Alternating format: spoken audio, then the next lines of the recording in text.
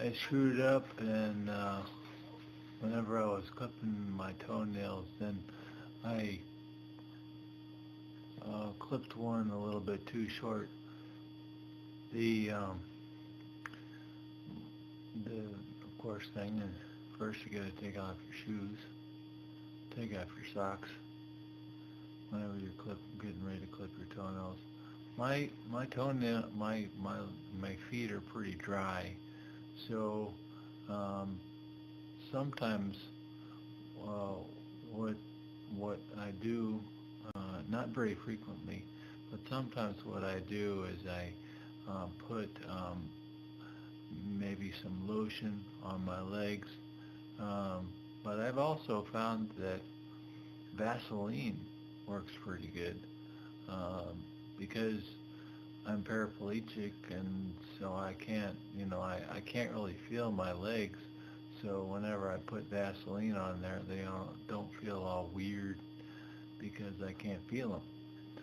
Um, but whenever I was using the um, the nail clippers, then what I first like to do is I first like to run my fingernail underneath the nail of my toe, and that way it kind of gives me a guidance, a clearance of how far I can push that fingernail clipper underneath my toe, underneath my toenail, I mean. And so it kind of gives me a stopping point. The reason why because I had run my nail underneath my my toenail on that one toe that I cut too short. Um, but the thing about it is uh, these nail clippers. What's going on is uh, I've had them for a little while, and so what they have is they got old, they got worn out.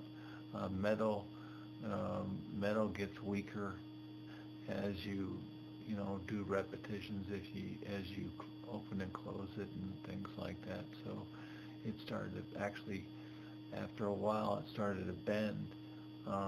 About I would say about 8 minutes into this video, then I will show you with the little stem that, or the little stem bar type of thing that is used to attach the upper part of the nail clippers to the bottom part of the nail clippers, and that was bent in half somewhat. So that's why they just really weren't working. So what I had to do in order to make it so that I would be able to clip my nails was I had to press down on the nail clipper on the metal part with my free hand, um, and so that's kind of whenever I did that, then I accidentally went too far on that one. That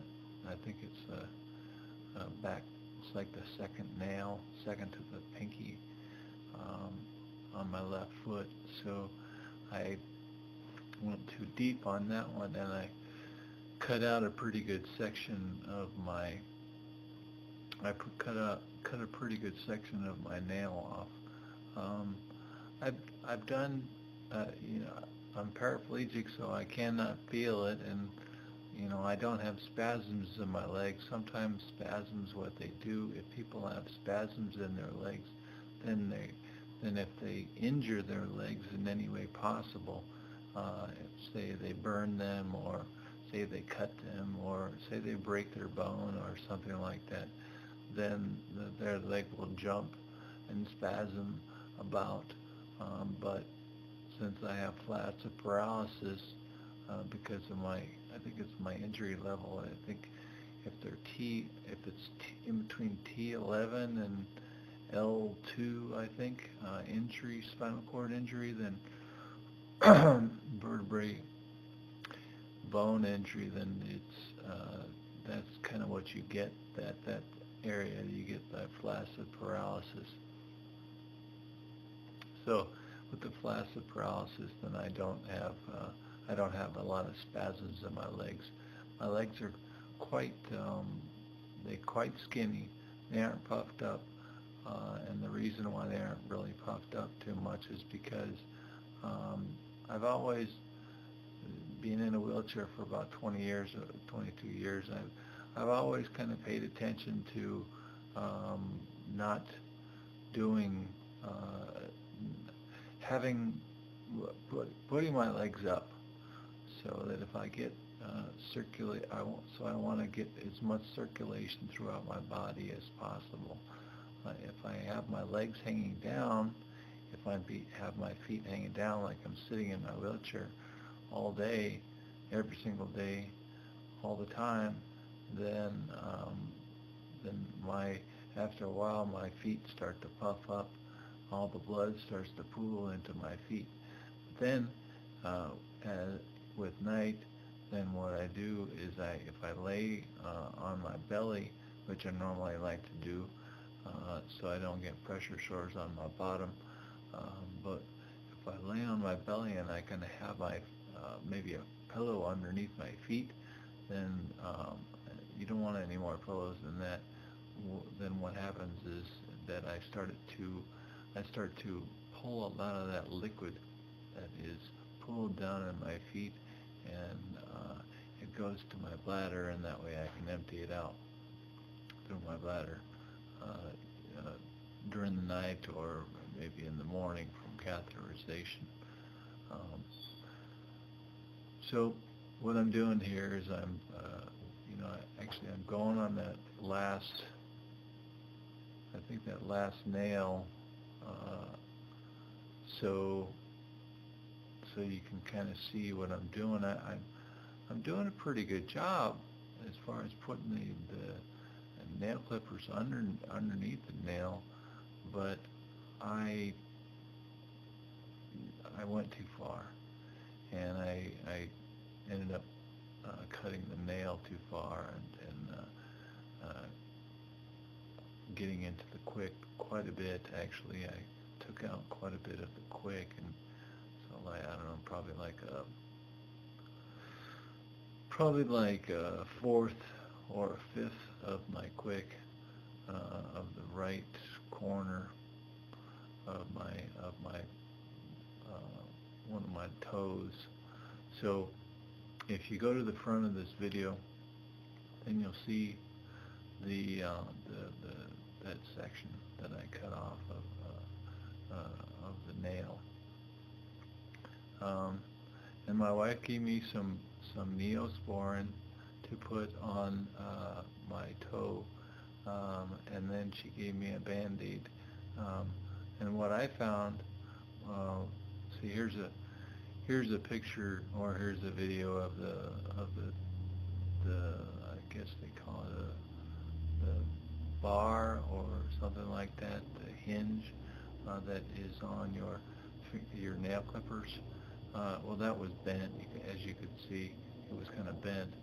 So my wife actually gave me some other nail clippers that she had that I used instead.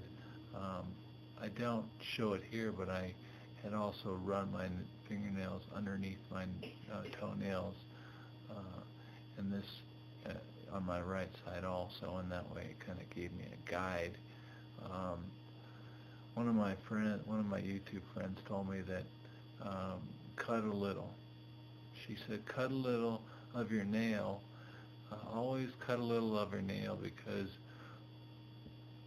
I think she had a boyfriend that was quad, and so she would cut his nails, but she was very careful, and so she would cut a little bit of his nail, one of his toenails, because everyone has this problem, paraplegic, quadriplegic, it doesn't matter. But we have to do it so that we don't make our nails bleed, we don't cut into the quick. But she said, always cut a little bit. You can always cut more if you need to. So anyway, that's what I did. I tried to always cut a little bit before I get too crazy. Even though I wanted to get it done with, that's the Neosporin right there, and here's the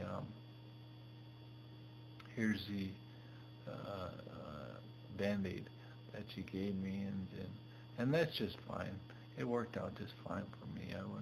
Whenever I put the Neosporin, what I do is I got the Band-Aid and I opened it up and I put the Neosporin on the Band-Aid part, and then I put the Band-Aid on my foot. And if you saw there, what I did was I rolled up my sock and I rolled it onto my foot. And the reason why I did that is because I don't want to I don't want to screw up that Band-Aid.